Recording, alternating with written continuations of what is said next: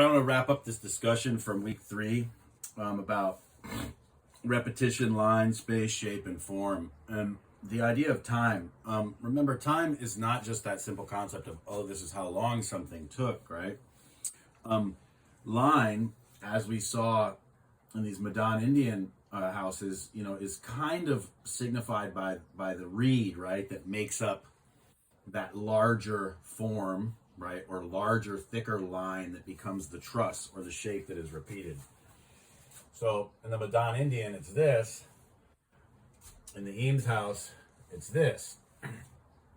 They're both basically kind of upside down U's, but they're shapes, right? And so in themselves, one of them singularly, it doesn't really take up a lot of space. It doesn't really create an enclosed volume or a form.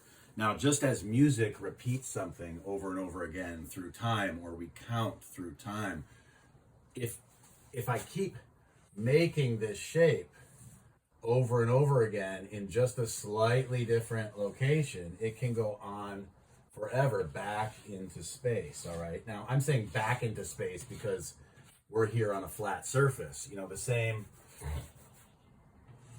with the Madan Indian structure, right? This becomes kind of like a half cylinder.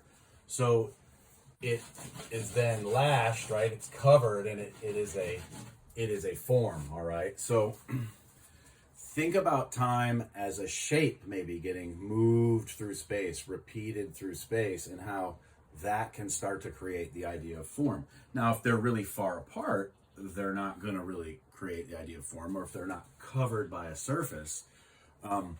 But for certain, repeating a shape over and over again, and shapes that obviously relate to each other or are the same, and moving them along through space is a relationship with time.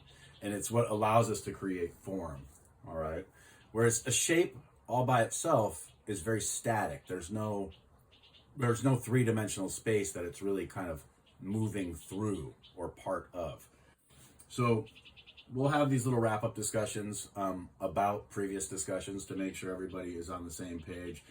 And yeah, so as we talk about these, we're basically talking about how the elements of art are ever present with each other.